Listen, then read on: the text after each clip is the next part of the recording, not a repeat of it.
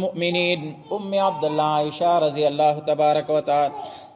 قالت قال رسول الله صلى الله عليه وسلم. دا بل حدیث مبارک درته پیش کوي خان اخلاص مبارک بل حدیث نه ده او دا ډیر ناشنا حدیث دی ګوره زموږ استاد معنوي مورد عائشه صدیقه رضی الله عنها هغه څه فرمایي نبی علیہ السلام فرمایي يغزو جيش الكعبة فإذا كانوا ببيداء من الأرض يخسف بأولهم وآخرهم. خلق براشي حرفانا او دوی په خانه کعبه باندې څه کوي حمله وکړي په دې نیت پر روان شي نو دوی چې نیمه لارې پورې رسیږي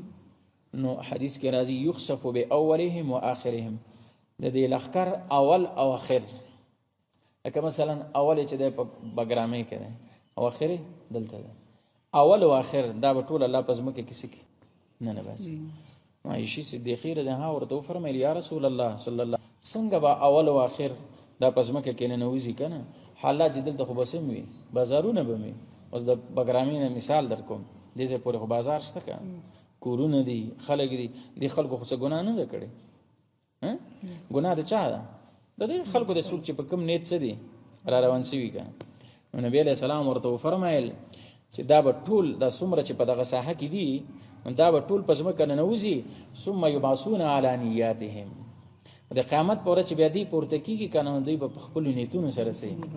کدا خلک په نیت کې ور سره شریک ول نو دوی ته به الله غ سزا ورکي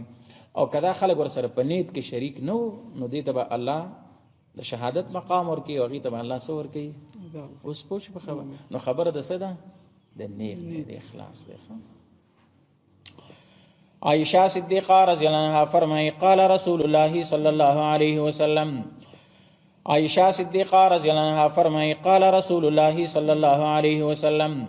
نبی صلی اللہ علیہ وسلم فرمائل یغزو جیش الکعبہ حملہ بکی غزوہ بکی جیش یو لخکر پک خانہ کعبہ بانے فاذا كانوا ببيداء من الارض کرچی دوی په یو دشت کې د زمکینا یخسف باولهم واخرهم خسف بشي اول د دوی او اخر د دوی پوش په دی باندې قالت بی بی مبارک فرمائے قلت ما ورته یا رسول الله صلی الله علیه وسلم اے د الله رسول کیف یخسف باولهم واخرهم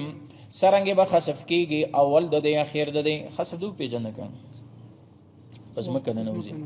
وفيهم اسواقهم او پدې کې خو بسم وي بازارونه بموي دې کې خو به داس خلک چې هغه بنا فرمانی نه کړي ظلم به نه کړي ومن او هغه خلک به ویلې سم منهم چې د دې ډلې نه نوي دي سر به ملګری نوي هغه به قال نبی صلی الله علیه وسلم فرمایل یخسف باولهم واخرهم خسف کیږي به اول د دې اخر د دې پس مکه بنه نوځي اول او اخر ثم يبعثون على نياتهم بیا به دوی پورته کېدلی شي په خپلو نیتونو باندې اوس پوه شو په خبره نو چې څوک په کم نیت راغلی وو د څه شي په نیت راغلی وو نو هغې ته خو به هغه الله سزا ورکوي او چې څوک ورسره په دې کې شریک نه و د اراده نه وه هغه د دې نه څه دي جدا دي